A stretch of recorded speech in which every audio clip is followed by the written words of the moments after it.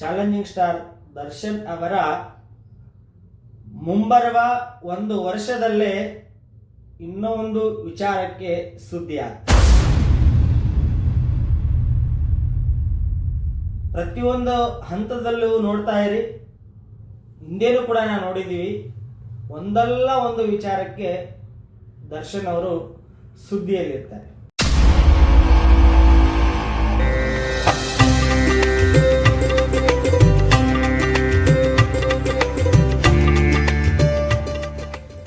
ಗುರು ಬ್ರಹ್ಮ ಗುರು ವಿಷ್ಣು ಗುರುದೇವೋ ಮಹೇಶ್ವರ ಗುರು ಸಾಕ್ಷಾತ್ ಪರಬ್ರಹ್ಮ ತಸ್ಮೈ ಶ್ರೀ ಗುರುವೇ ನಮಃ. ಶ್ರೀ ಗುರುದೇವತಾಯ ನಮಃ. ಇಷ್ಟದೇವತಾ ಮಾತಾ ಚಾಮುಂಡೇಶ್ವರಿ ದೇವತಾಯ ನಮಃ. ನೋಡಿ, ದರ್ಶನ್ ಸರ್ ಅವರು ಪದೇ ಪದೇ ವರ್ಷದಲ್ಲಿ 2 ಬಾರಿ ಆಗಲಿ 1 ಬಾರಿ ಆಗಲಿ ಯಾವುದಾದ್ರೂ ವಿಚಾರಕ್ಕೆ ಸುದ್ದಿಯಲ್ಲಿರ್ತಾರೆ. ಅದು ಚಿತ್ರರಂಗದ ವಿಚಾರದಲ್ಲಾಗಿರ್ಬೋದು ಅಥವಾ ವೈಯಕ್ತಿಕ ವಿಚಾರದ ಕುರಿತಾಗಿ ಆಗಿರಬಹುದು. ಇದು ಯಾಕೆ ಆಗುತ್ತೆ ಅನ್ನೋದನ್ನ ನಾನು ನಿಮ್ಮ ಮುಂದೆ ಎಳೆಯಾಗಿ ತಿಳಿಸ್ತಾ ಬರ್ತೀನಿ.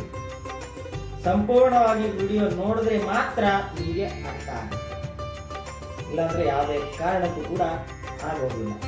ಇನ್ನು ಯಾರೆಲ್ಲ ನಮ್ಮ ವಾಹಿನಿಯನ್ನ ಮೊದಲ ಬಾರಿಗೆ ನೋಡ್ತಾ ಇದ್ರು, ಅಥವಾ ಸಬ್ಸ್ಕ್ರೈಬ್ ಮಾಡಿಲ್ಲ, ದಯವಿಟ್ಟು ಸಬ್ಸ್ಕ್ರೈಬ್ ಮಾಡಿ, ಲೈಕ್ ಮಾಡಿ, ವಿಚಾರ ಇಷ್ಟ ಆದರೆ ಇನ್ನೊಬ್ರು ಶೇರ್ ಮಾಡಿ.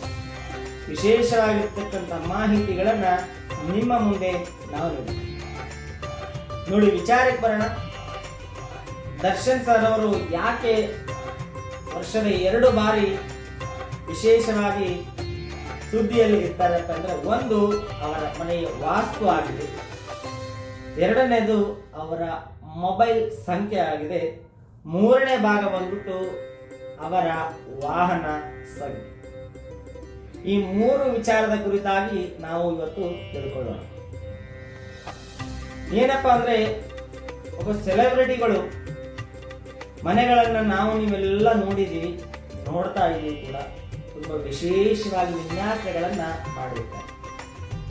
ಅದರೊಳಗೆ ಈ ಪಂಚತತ್ವಗಳ ಬ್ಯಾಲೆನ್ಸಿಂಗ್ ಮಾಡೋದ್ರಲ್ಲಿ ಎಲ್ಲೋ ಒಂದು ಎಡವಟ್ಟ ಆಗಿರುತ್ತೆ. ಯಾಕೆ ಅಂದ್ರೆ, ಇಂದಿನ ದಿನಗಳಲ್ಲಿ ಅಥವಾ ಹಿಂದೆ ಕಳೆದಂತಹ ದಿನಗಳಲ್ಲಿ ಇಂಜಿನಿಯರಿಂಗ್ ಪ್ಲಾನ್ ಅಂತ ಏನ್ ಹೇಳ್ತಿದ್ರು, ಆ ಪ್ಲಾನ್ಗಳಲ್ಲಿ ಪಂಚತತ್ವ ಬ್ಯಾಲೆನ್ಸ್ ಮಾಡೋದನ್ನ ತಪ್ಪು ಇರ್ತಿತ್ತು. ಪಂಚತತ್ವ ಅಂದ್ರೆ ನಿಮ್ಗೆಲ್ಲ ಗೊತ್ತು, ಜಲ, ಅಗ್ನಿ, ವಾಯು, ಭೂಮಿ, ಆಕಾಶ.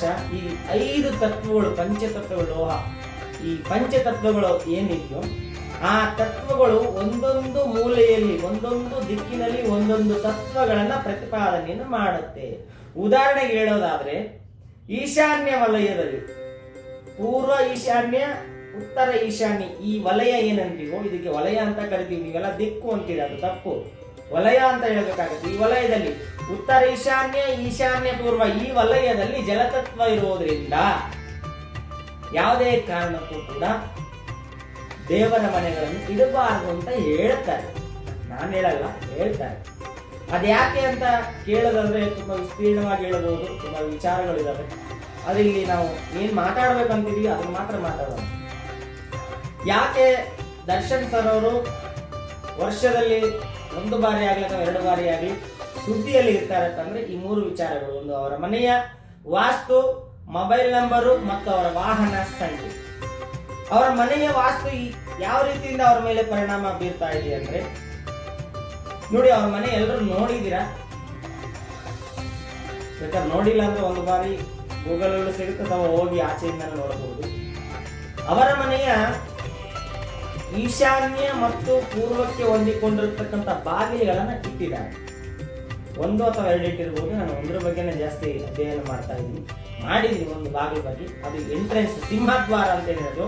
ಆ ಸಿಂಹದ್ವಾರ ಇಟ್ಟಿರ್ತಕ್ಕಂಥ ಪಾಯಿಂಟ್ ಏನಿದೆಯೋ, ಆ ಬಾಗಿಲು ಇಟ್ಟಿರ್ತಕ್ಕಂಥ ಒಂದು ತತ್ವ ಏನಿದೆಯೋ, ಜಾಗ ಏನಿದೆಯೋ, ಚಂದ್ರ ಮತ್ತು ಕುಜನ ವಲಯದಲ್ಲಿ ಆ ಬಾಗಿಲನ್ನು ಇಟ್ಟಿರ್ತಕ್ಕಂಥ. ನೋಡಿ, ನಮ್ಮ ಜಾತಕದಲ್ಲಿ ಚಂದ್ರ ಸ್ವಸ್ಥಾನದಲ್ಲಿ, ಭಾಗ್ಯಸ್ಥಾನದಲ್ಲಿ ಇದ್ದಾಗ ನಮ್ಮ ಅಭಿವೃದ್ಧಿ ಚೆನ್ನಾಗಾಗುತ್ತೆ, ನಮ್ಮ ಮುಖದ ಕಾಂತಿ ಹೆಚ್ಚಿಗಾಗುತ್ತೆ. ಚಂದ್ರ ಏನ್ ಮಾಡ್ತಾನೆ, ಬಾಳನ್ನ ಬೆಳಗುತ್ತಾನೆ.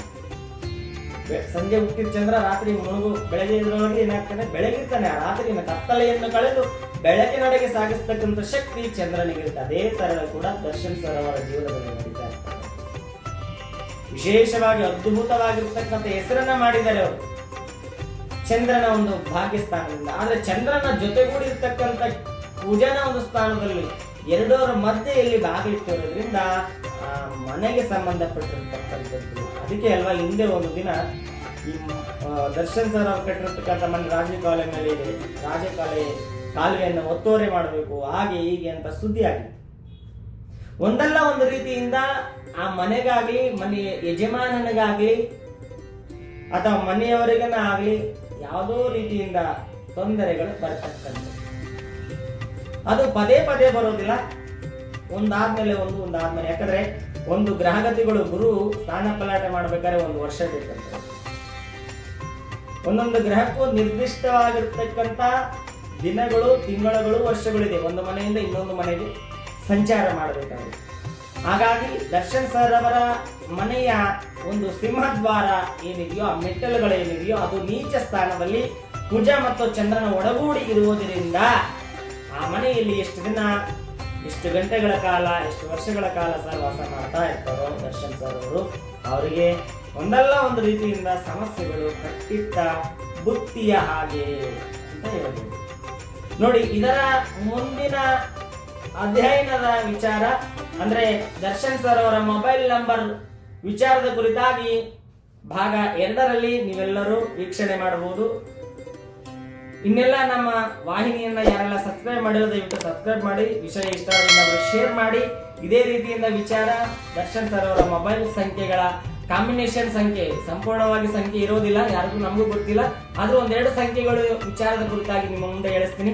ಅಲ್ಲಿವರೆಗೂ ಮುಂದಿನ ವಿಡಿಯೋದೊಂದಿಗೆ ಮತ್ತೆ ಕಾಣ್ತೀನಿ. ಶುಭವಾಗಲಿ, ಶುಭಮಸ್ತು, ನಮಸ್ತೆ.